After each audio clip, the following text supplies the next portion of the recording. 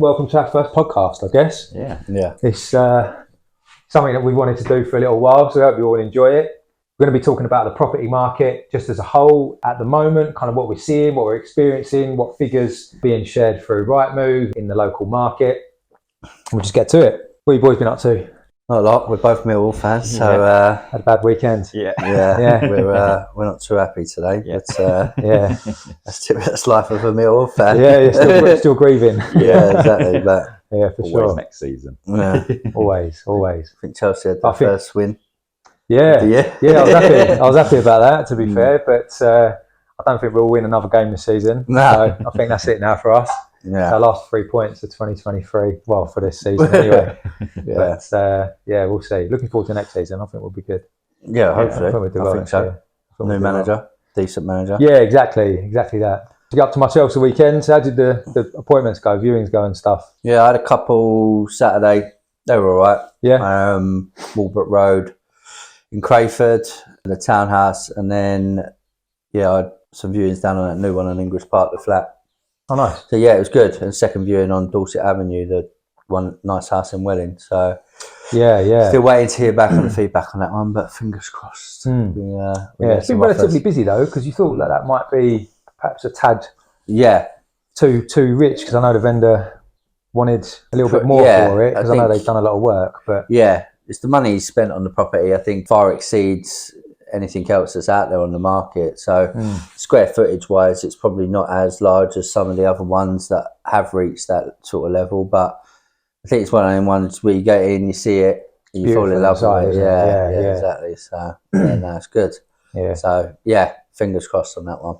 Yeah, we had a busy weekend as well, to be fair. So we had quite a few open days on Saturday. We received quite a few offers this morning. Oh, decent. But it seems to be the first-time buyer market. I find the lower end of the market seems to be moving quite well, doesn't it? So you're finding that similar in your areas. Yeah, I had quite a busy end of the week last week. So we had one tie-up in the park in Sidcup, a nice one-bed ground floor there. Yeah. That was to a first-time buyer. Yeah. And also a property that actually fell through and was retied up in Bexley in Bradbourne Road, that had retied. That's also to a first-time buyer as well. Yeah. So those two tied up end of last week. So yeah, definitely seeing that. Seems to be picking up, I think, for sure. I know in the higher priced, sort of the higher end of the market, particularly in sort of Bexleyheath area and sort of surrounding, it's the high, the 500 plus mark seems to be a little bit slower, I'm finding. Taking a little bit longer, but at lower end, anything sort of between 250 and 425, 450 seems to be getting a fair amount of interest. And we think we had 11 viewings on a 2-bed on Saturday, a 2-bed, mid-terrace, 11 viewings booked in, and I think that's almost unheard of. Yeah, in this day. year, yeah, it is an actual open day. I think typically you're looking at 3 or 4 viewings per. Maybe a little bit more, but an open hour as opposed to an open day at the moment. But no, seems to be picking up a little bit now, I think. Yeah, but I think good signs. People have saved so long for the deposit, haven't they? Or it's only been the last 6 to 8 months where we've really seen a difference in the interest rate. So I think that deposit's already there. Of course, they're having to pay a little bit more, but what's the alternative? They either go and rent, pay someone else's mortgage, or they take that leap and maybe fix in for a couple of years and then refinance, hopefully when the rates have come down a little bit. So I think that end of the market hasn't suffered as much, So no, I don't think so. I think it's starting to look a little bit better anyway. And I know we touched on it and we were speaking about it earlier, but the Skipton's 100% mortgage. Mortgage, yeah. So that's quite interesting. Yeah. Since 2008, I think, isn't it? Well, I First think 100% mortgage, something like that. Barclays done one, didn't they, last year, where you had to have a guarantor. Yeah, you had to have a guarantor. Yeah. But this one, for people that are not aware, so this one's by a Skipton Building Society. 100% mortgage means you don't need a deposit. So effectively, it's geared towards renters who have been paying rent on time for the last 12 months. Yeah. Feel a little bit trapped, they might have a couple of kids and they can't save for the deposit, but they can afford the monthly payments and they're keeping up with the monthly payments. They can now receive potentially 100% mortgage, but there are caveats with it. You know, you do have to pay a little bit of a higher interest rate. They will scrutinise the finances, the financial side of your income and your outgoings a little bit more. But if you do qualify, you know, if I was a renter, you know, I'd be all over it. It's funny because I had a call from one of my old sellers actually. So he's renting at the moment in Barnhurst, and he said to me, hey, I've been paying all this rent. Yeah. And he's paying far more. Now I think he pays about, I don't know, say £1,400 a month or something like that for this 3-bed house or whatnot. And he's struggling to get a mortgage because they won't take into account. He's like, well, I can't understand because my mortgage repayments are lower than the rent I've been paying. But I think this obviously takes that into account. But hopefully in the future, you might see more lenders sort of considering the rental payments a bit more, maybe. I don't know, but yeah, it'd be interesting to see what the uptake is, the percentage conversion to how many applications they actually receive for it. But we might have to speak with Ben, our mortgage advisor, and see if he's had any people come to him. But I think if anyone's interested to know a little bit more, they can just message us and we can put them in touch with Ben. But yeah, it's got to be a good thing for the market that they're offering that, you know, just giving people more choice, really, isn't it? Getting more people to the market, people that maybe thought that they, like you said, it's a pipe dream, not been able to buy because they can't get the deposit together. You know, as far as I can see it, yes, it's a higher rate, but it's fixed for 5 years. So you can budget for 5 years goings are going to be. And then in 5 years' time, you'd expect the market to have picked up anyway, prices to have gone up, and remortgage, bring the repayments back down, or, you know, whatever, or sell and use equity to buy something else, you know, or whatnot, because you're going to be paying the mortgage off in that time as well, won't you? So, 100%. I think it's a good thing for the market. I think so. Yeah, it's interesting to see. Yeah, might start bringing some more lenders into it if it is. I think they will. If it works. I think they're covering their own back, aren't they, by fixing the client in for 5 years? Yeah, at a higher rate as well. Yeah, because if the market, let's say, does drop a little bit, I think after 5 years, we'll once again see quite a lot of growth in that period. So safeguards the lender. They'll do so many financial checks on the buyer anyway to assure that if worst case scenario happens, that they can still afford the mortgage. And you know, if they've been paying their rent for the last 3-4 years, always on time, what's the difference to them paying the mortgage? Yeah. So I'm surprised it hasn't come back, but I think they got bit in the arse, didn't they? They definitely did. In 2008, the financial crash, but the stress testing wasn't as high. So no, all in all, good thing. Agreed. So I've got some figures here actually I wanted to share with the viewers, really, more than anything. But I thought it might be interesting for you boys because I'm not sure how much you've seen over the last few days, but I was on the Rightmove house price index from last month, and I've also looked at the local Bexley, Dartford boroughs averages as well, just to compare. And there are some interesting stats here. So you've got, this is the national market, but in the national market, we've seen, or Rightmove have seen, over the last 12 months, the average time to sell a home. Sorry, this is Get Agent. Sorry, this part's Get Agent, which is a comparison website. But they record all the data for the viewers if you're not aware. But they have recorded over the last 12 months the average time to sell a home. Now this is from the day it's listed to the day it completes. Based on completed data for the last 12 months, was 250 days. Now that's compared to the previous 12 months, which was an average of 294 days. So it's 44 days quicker in the last 12 months, which actually surprises me, to be honest with you, because I don't think I've been seeing the speed as much. Yeah, but I want to get the solicitor numbers for that. Yeah, definitely. But you just had a completion, an exchange, right? Yeah, 9 months. 9 months. Yeah. 9 months. I know I've had a few of those as well. Obviously, it can't be helped sometimes. I know you've had it as well, Jesse, where you've got clients that they're in longer chains and things go wrong, especially over the last few months. You know, I think it's almost asked for it a little bit that with all of the negative press and the negative media, it's almost creating its own little worry and its own bubble, you know, of panic. But I suppose it depends on the different types of chains, as you say, and the difficulty of maybe the property that they're buying, like leaseholds, if anything else like difficult comes up.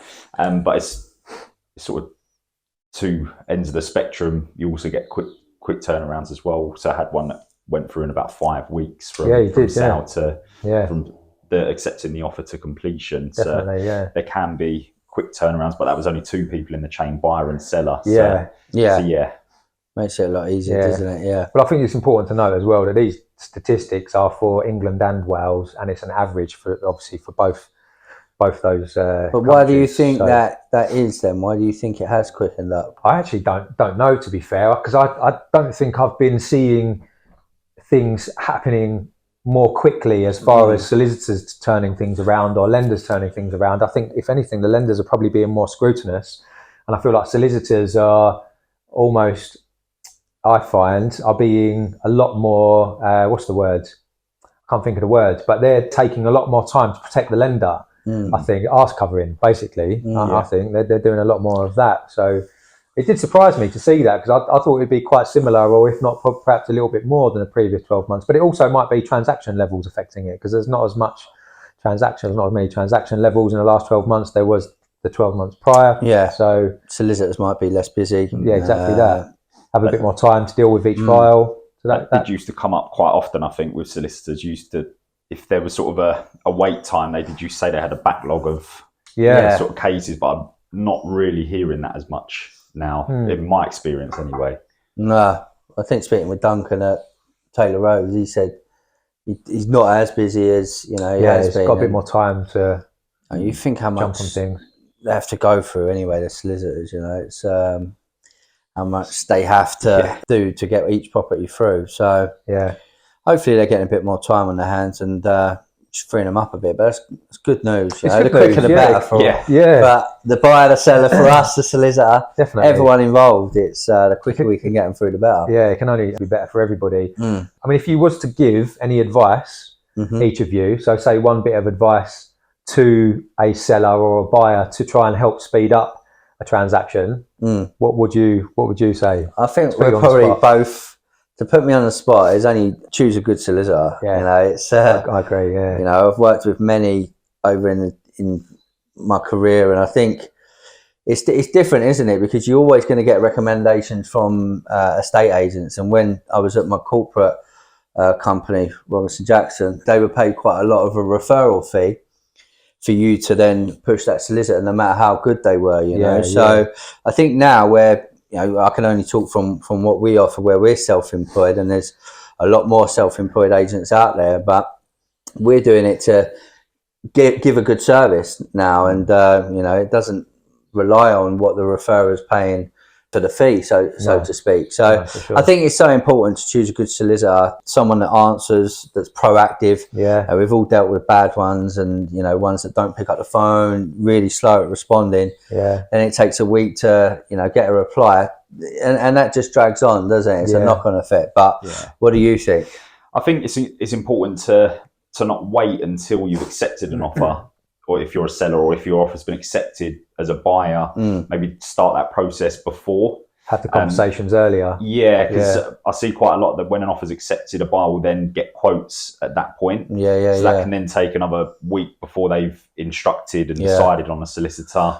And also any paperwork that needs to be filled in, if you can do that before the process actually starts. Good point. It may only save you a few days to a week, but it's a week less. The mortgage application. Exactly. Exactly. I think they're good points, to be fair, and I think it's good advice for anybody. I think, and asking questions to the solicitors as well, because there are solicitors out there, obviously, that are much cheaper than the others, and I think a lot of people perhaps hooked or tempted by the lower fees, but as we always say, the cost doesn't always equal value. So exactly, that's important. If the cheaper they are, it normally means they need a higher volume as well. Exactly. So you're not going to be subsidising top of the pile. Exactly.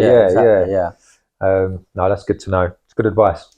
Some other bits here. So I've got, this is from Rightmove. So the average time to secure a buyer dropped in February and March this year from 62 days in January to 57 days in February and 55 days in March on average. So it seems to be, so from the beginning of the year, so from January, is averaging around 62 days. And obviously this is off the back of, I guess, the turmoil of Liz Truss and everything for the last quarter of 2022, which that shit show. That was you're telling me. But it seems to be getting quicker to find a buyer, and I think that, like we were saying, we're noticing a little bit more activity in the market, and it's good to see that there are figures now national statistics that are backing that up as well. And I know we're only talking about 7 days difference over 2 months, but that seems to be getting quicker and quicker. And I think as time goes on, we might see that improve a bit more. Yeah, I think certainly the last week or two, I think I've noticed the interest levels go up even further. Yeah, on the properties that I've had go to market. Yeah. So I think even we'll probably see April. I'll be surprised if it isn't even quicker. Yeah, I think so. Well, yeah, the interest is only going up, isn't it? Yeah. At the moment. Yeah, I think it's seasonal as well. You know, we have to take that into account. Spring, yeah, spring's a good time to sell. Spring is always a good time to sell. Yeah. I think buyers have potentially been waiting for the maybe prices to come down a little bit more than they actually have, and now they're buying anyway. So there's a couple of reasons as to probably what it could entail. But yeah, from our side, I think we'd all agree it's definitely got busier. Oh, for sure. If you were going back to sort of giving advice to the viewers and things, so if you were to give any advice to a seller now thinking about putting their property on the market, so obviously we're pre-summer by 2-3 months roughly. So what advice would you be giving in terms of preparation to make sure that they're maximising interest? And would it be pricing? Would it be presentation? A mixture of both? What are you? I know when I'm speaking to sellers. Just answer this one first. Yeah. I mean, with sort of preparing your home for the sale, I'd always say make sure it is sort of fresh and appealing. So it's like the outside of a property. Make sure it's like freshly decorated, freshly painted, because that's the first thing that people are going to see. It's something that you can easily do. Yeah. It's normally the first photo that you have online as well. So that's the first thing that people are going to see, and that's what's going to make your buyer click onto your advert, which will then make them view the property as well. So if you can draw them in at the first instance, then you're winning from that point. Yeah, you're already on the right path. Exactly. Yeah, I agree with that. So, but yeah, even in general, just the internal of the property, just make sure it's all nice and fresh, because it's that first sort of feeling for a buyer walking through the door. Yeah. You don't want to put them off. No. When they're first walking through. You want them to feel at home, don't you? I think that's the thing. Yeah. It's really important to make them feel at home. Well, I done a viewing on that one down on English Park the other day. Yeah. And she messaged me before the viewing and said, I put candles in every room. There's a lighter. If you could just go around and light all the candles before the viewers come. So it just gives a nice, well, it depends what the candle is, to be fair. But it just gives a nice aroma straight away, doesn't it?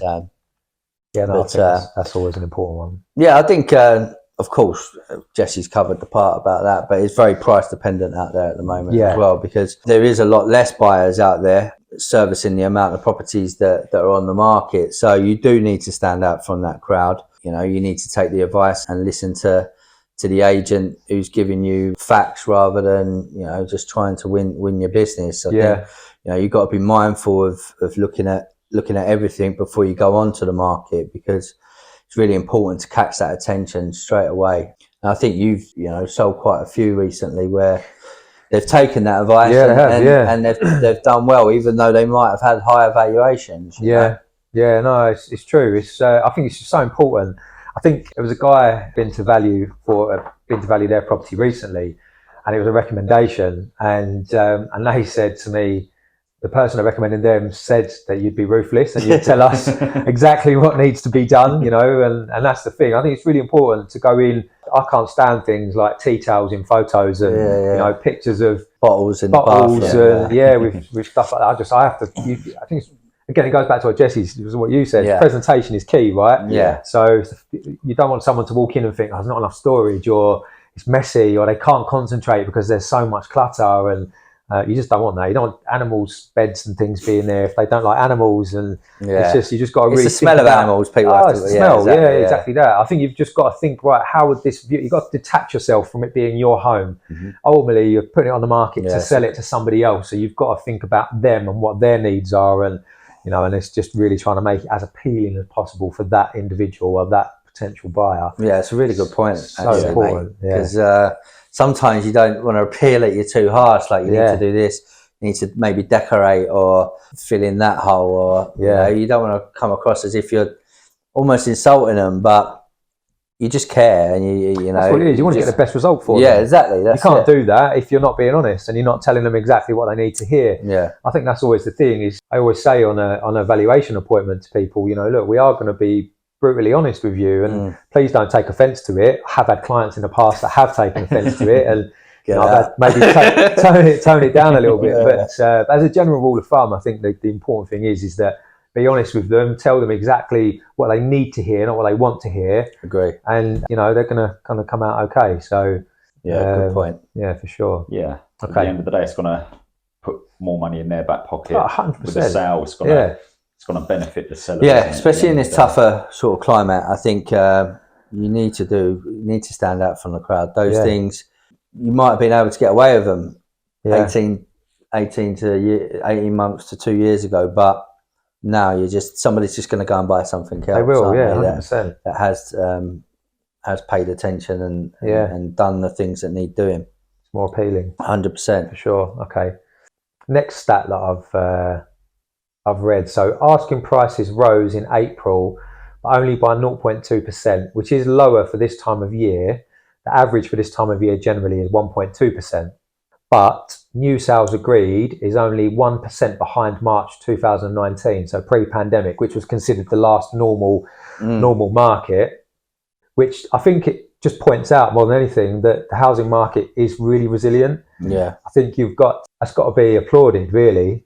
I think in some respects, because I think you don't see that advertised on the news. No, you don't at all. No, you don't. You really don't. And I think that's the thing. The housing market, okay, look, it's a market. It goes up, it goes down, but I think it has been really resilient. And I know there's still some horror headlines and whatever else suggesting that it's going to drop by 40%. And God, there's one guy on Twitter that drives me mad. He's on there. I won't say names, but he's on there every 5 minutes talking about how bad the market is and that we're yet to see the market crash and blah, blah, blah. Yeah. But every time he's talking about the market falling the next month, it shows that actually it's performing really well and it's resilient. Yeah. So especially I think with the lenders doing more to try and encourage buyers to the market. And I think with the government not building enough, I think we're about 5 million behind quota over the last, I don't know how many years it was. I can't remember. I think it might be 10 years or something now. But no, 20 years. I think it might have been actually over the last 20 years. We're 5 million behind where we needed to be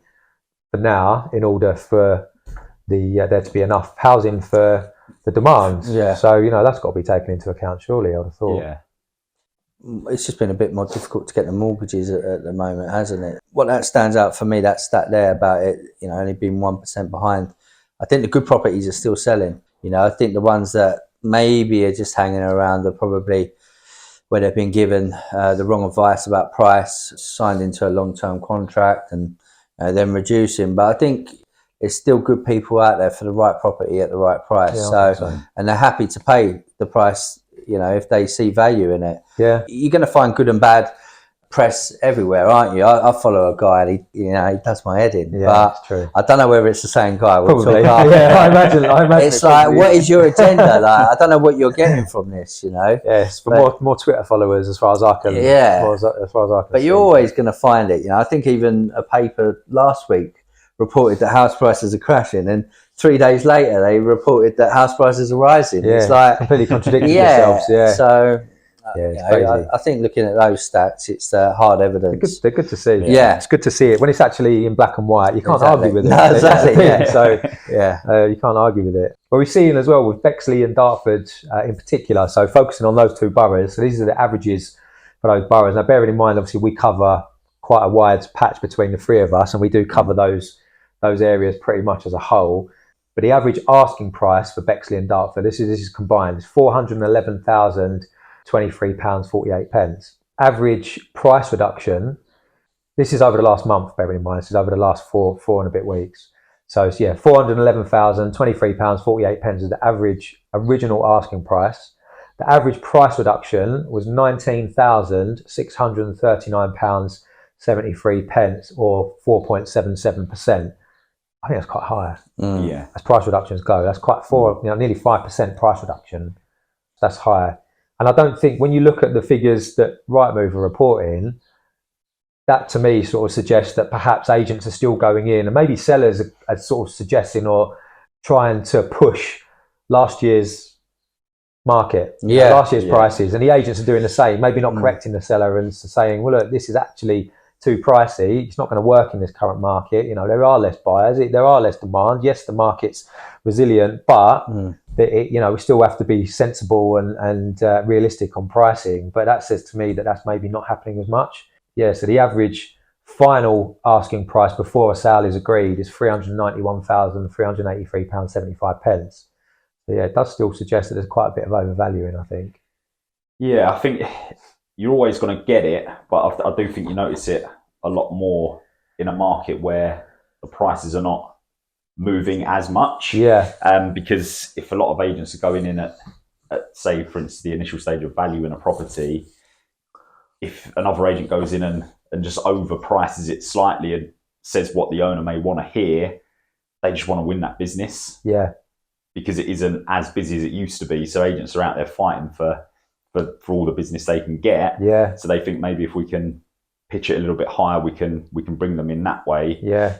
Which I think is why it's important that when choosing an agent, you obviously make sure that they're giving you all the correct advice and showing you examples of properties that have sold. Recently, definitely recently, yeah. Because it is crazy, the amount of appointments I go to, I ask the owners if the other agents have shown them, because I always get the report that I show them through with all the examples of properties that have recently sold and completed, and the amount of time they say, "Oh, no, they've not run through this with me. They've just told me a figure, a figure, off top of their heads, a couple of properties that they've sold themselves." So it is important to make sure that the agent is doing as much research as they can to give you that figure, as well, because it can be quite costly. If you start at a higher price and reduce, you then get buyers that look at a property and think, is there anything wrong with it? Why is it not sold? Why is it taking so long to sell? Yeah. And they may think, oh, it's been on for X amount of months. We can go in with a cheeky offer. Yeah. Whereas if you go on at a realistic price to start with, you'll probably sell within the first couple of weeks and achieve a higher price. Oh, 100%. Because that's when your interest levels peak. There was a stat. I'll see if I can find it and I'll share it on the screen. But there was a stat that I see shared from another estate agent. I believe he tried a higher price because that's what the vendor wanted to do. Yeah, I remember. I sent it to you. Yeah. And obviously it shows that I think there was 4 price reductions, and at each price reduction, yes, there was a little bit of a spike in interest, but each time that spike was so much less. And I think when it first went on the market, when it first went on the market, that spike was so high in comparison to the reductions. And I think that's the thing. People think that, if it doesn't work, we can change the price and we'll sell it. You probably will still sell it. Will you get the same price, or will you get the best price? I doubt it very much, because your interest levels are going to be so much lower. And as you said, Jesse, I think people are going to go in thinking an opportunity to be had there. There's no demand. There's obviously no demand, so they've just reduced the price. And that's just the natural mindset, I think, isn't it? I would. Yeah. If it was me. Yeah, 100%. Something's been on for 3 months. Yeah. You're not going to pay full asking price. Of course you're not. No. But I think we all know why. These agents are doing this as well, aren't they? Because for the viewers that don't know, typically an estate agent will sign you into a long-term contract. So if after 4 weeks you're not getting much interest, then you might think, I should have listened to the other agent who gave me a realistic valuation. Unfortunately, you're going to be stuck for another probably 10 weeks. So then that agent can just work on you and ends up reducing your price. So they only care about their needs and not the owner's needs, really. Yeah. And I know that's a tactic of one certain agent that's quite big in terms of brands, but I know that's one of their tactics. But they get their listing targets. That's how they bring people in. They think, right, we've got them. It's just stock to them at the end of the day. Right. They're not people, are they? They're addresses or numbers. Yeah, which is why we do 0 weeks. It's we want people to work with us because they want to, not because they have to. And I think people understand that, and that also it's important. Yeah, it also backs up that you are giving realistic figures and giving them the best advice as well, because you want the best for them.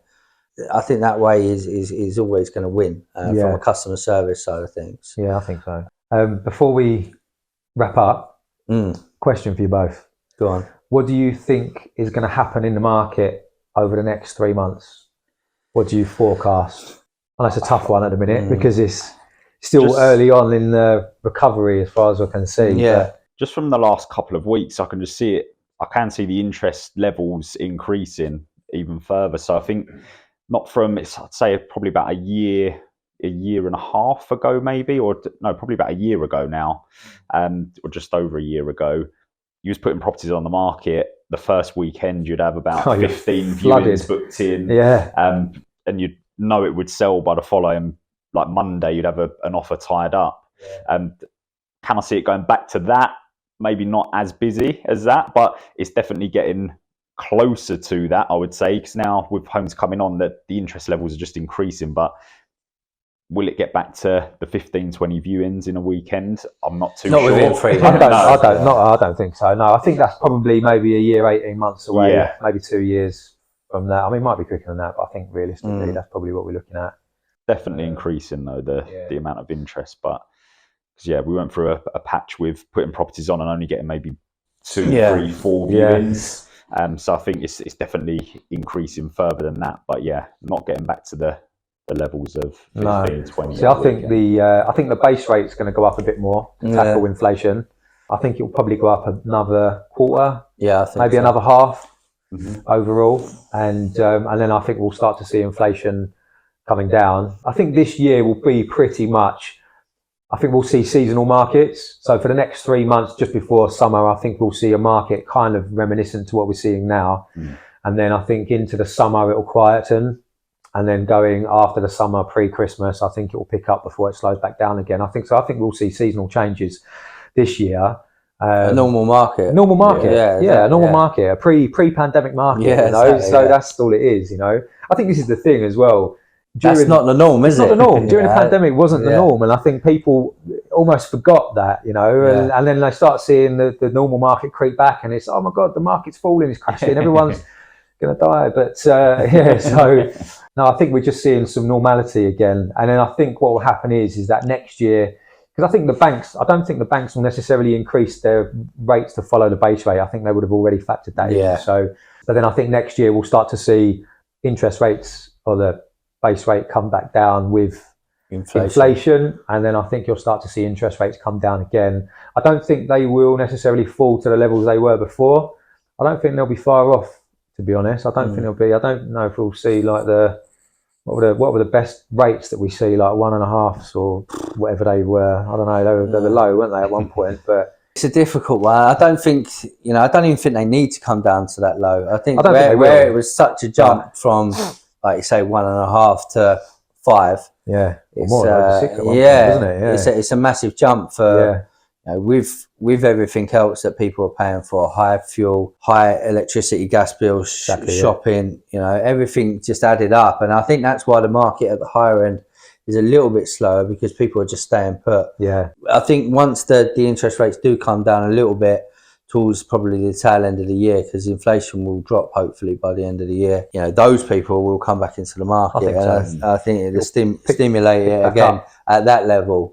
So I don't really see much change for the next 3 months. No, a pretty stable market. Good properties at a good price will still demand, they will sell. I think we'll be fine. I think so. I think it'll be all right. But I think to the end of the year, I think we'll see, as I say, similar to now, going into the new year, going into next year. I think, as you say, I think it will be re-stimulated by changes in the economy and changes in mortgage rates, etc.